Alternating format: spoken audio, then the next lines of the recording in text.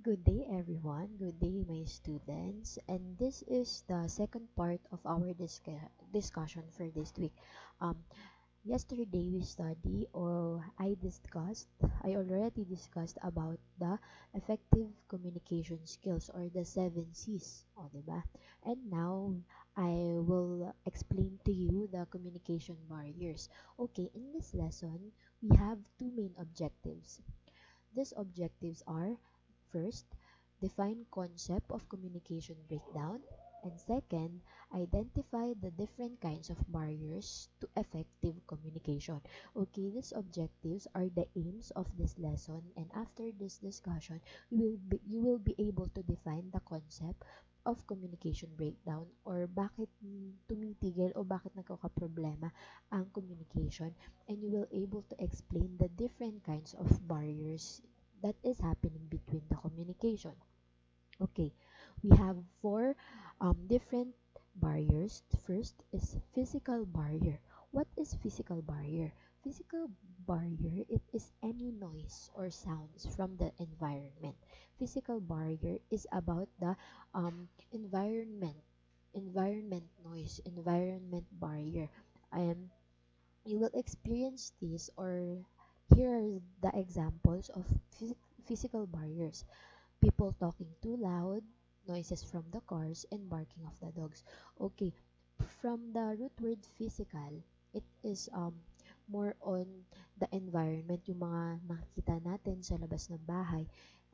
Those are the barriers of physical barriers. O katulad yan, example, naglalakad kayo ng kaibigan mo sa labas, may mga aso nagtatahulan, nag-uusap kayo, di hindi matutuloy yung communication nyo dahil sa ingay ng mga aso. Okay, next. Next barrier is called psychological barrier. Psychological barrier, it is also called as mental barrier. Okay, it refers to the social and personal issues of a speaker towards communication with others. Okay, ito po ang psychological barrier. Ito po yung problema natin within ourselves para makapag-communicate sa ibang tao. Ito po ay galing sa isip natin o nararamdaman natin. Example, oh my gosh, galit ako. Example, galit ka sa kaibigan mo. So, hindi mo siya kakausapin kasi galit ka pa. Di, hindi kayo nagkabati agad. Naging barrier yon sa communication nyo upang magkaayos agad. Okay? And also po, psychological barrier is according to your feelings or emotions. Kapag sad ka, kapag happy ka, kapag galit ka, kapag confused ka, pwede yung makahinder sa communication mo with other people. And these are the examples of psychological barrier. Okay, first one, trauma, stage fright, emotion, feeling, or mood of the speaker, and depression. Yan, trauma, syempre, dahil may trauma ka sa isang bagay, kapag napag-uusapan yun, syempre malulungkot ka na. Stage fright, takot ka na makakita ng maraming tao, takot ka na magsalita sa harap ng maraming tao. Emotion, feeling, like what I've said, if you are sad, happy, confused, frustrated, it will it can hinder the communication between you and other people. And depression, di ba may mga depressed na mga tao, tapos yung mga depressed na mga tao na yun, ayaw nila makipag-usap sa iba kasi um, feeling nila mag-isa sila, feeling alone sila dahil depressed sila, they want to be alone and they want to fix their problem alone. Okay, next po, cultural barrier. Okay, what is cultural barrier?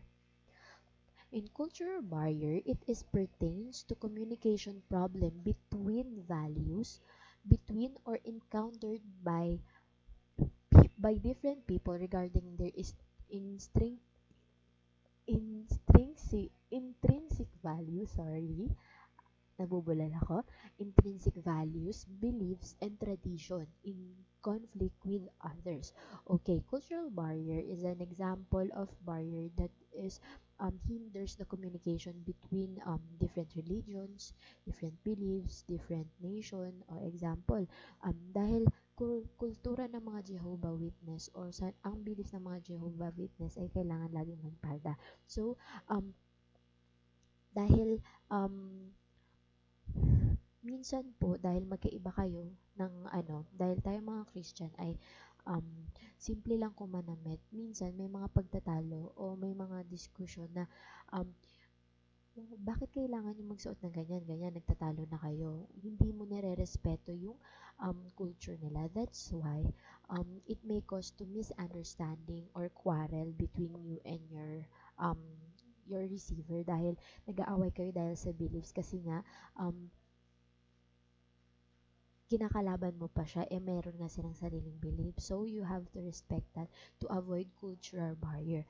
Okay, we have four different examples of cultural barrier, different beliefs, like what I've said, traditions. We have different tradition, simula yan sa kunyari sa mga Kabitenyo, iba ang tradisyon ng mga taga-Visayas. So, we have to respect that to avoid cultural barrier. Next, customs, yung mga paniniwala yung ginagawa nyo sa bahay.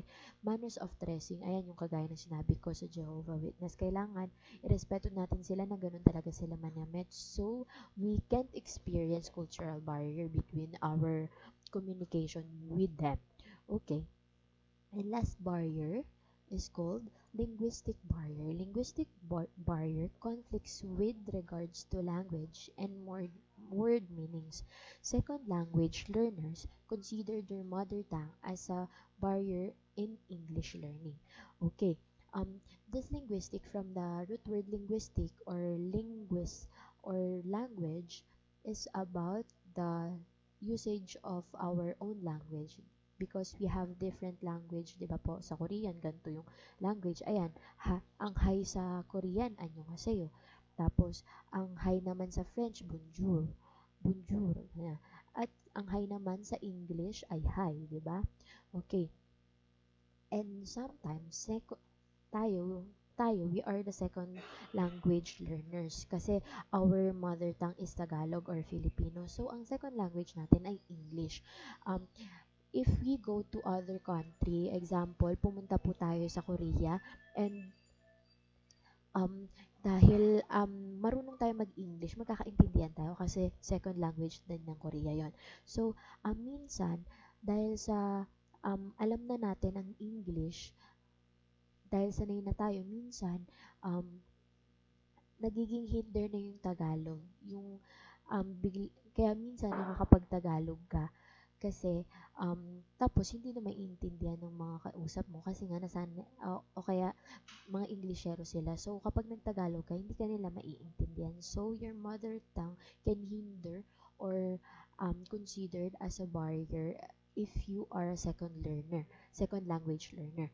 Okay, we have four different examples. First po, difference in language. Ayan, kagaya ng sa French, iba sa Korean, iba sa Japanese, iba din. Accent and dialect. Ayan, we have different accent kagaya po ng London. 'Di ba sa mga British accent, 'di ba?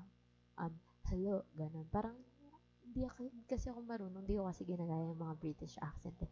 Ayan, may American accent then we have different Australian accent, 'di ba? There are different accents in the world.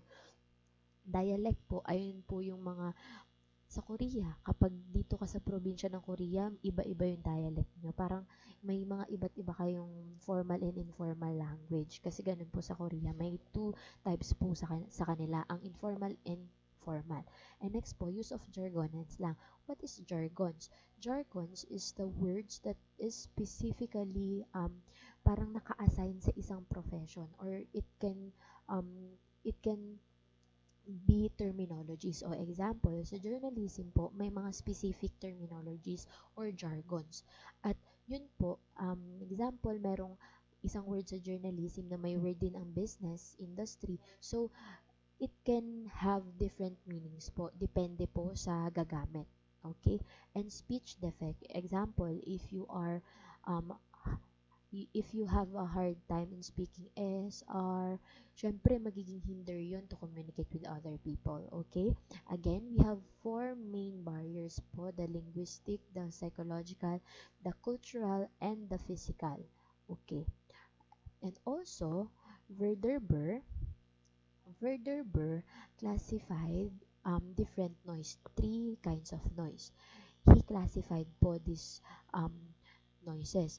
First one po, external noise. External noise, these are the These are the sights, sounds, and other stimuli that draws people attention away from intended meaning. Okay, dahil po sa external noises, it means po, sa labas po natin to nakukuha or sa environment. Okay, example, noise from vehicles or sound of airplane. Syempre, sa labas lang po natin nakukuha yung ingay na yun. Bawal naman sa loob ng bahay or sa emotions, right? So, it is external noises po. Dahil po doon sa mga external noises na yun, it can hinder our communication with other people. Na also po, kapag may external noise po, it can draw our attention to that noise. Na kapag may ingay, di ba, napapatingin ka. So, ganun po ang nangyayari sa external noises. Next po, internal noises. Internal noises, these are the thoughts and the feelings that interfere with meaning. Okay, internal, ibig sabihin po sa loob naman natin. So, it is also can classified as a psychological barrier. Diba? Psychological barrier is about the emotion, the feelings, and the internal noise is about that then. Na, example, ayan, confrontation with friend, fear of speaking in front of the class. Ayan, if you have fear of speaking in front of your classmates, that is also considered as internal noise kasi wala, natatakot ako. So, mahihinder yung gusto mong sabihin sa mga classmate mo. It will hinder the communication with you and with your classmates. Okay, and last one po ay semantic noise. What is semantic noise? These are the alternative meaning aroused by speaker's symbols. Example po, incorrect grammar, ay, hindi ko na nalipat, sorry. Ayan yung internal noise. Ayan, gaya ng sabi ko, yung true feelings. And last one po, semantic noise is about the alternative meaning aroused by speaker symbols. It can be about incorrect grammar and using excessive technical jargon. Okay, semantic noise is about the symbols, about the grammars, and about the jargons. When you are using different jargon or terminologies that a specific group can understand, a specific group can understand. Bale, kapag sinend mo yung message na yun, so yung ibang tao, hindi yun maiintindihan. Kasi there is a specific group of people na makakaintindi lang nun. So also, incorrect grammar, it is very important to have a correct grammar or proper usage of grammar. Because po, it will give the audience or ang audience po ay hindi maiintindihan or it will lead to them to misunderstand and misinterpret your message. Okay? So, gaya ng sabi ko doon sa correctness, doon sa 7 G's, it is very important to have correct grammar para po maging ma-roast po o ma-boost po yung credibility mo bilang tao dahil sa correct grammar. Okay. And that is the end. I hope you learned a lot about this part of our discussion this week. I hope you learned a lot about the noises and about the barriers of communication. And you can fully understand what is happening when the communication is breaking down, and you will finally identify the different kinds of barriers and noises to for you to achieve an effective communication. You need to avoid these noises. Okay, I hope it is enough for you today, and thank you for watching and listening, students. Thank you and God bless.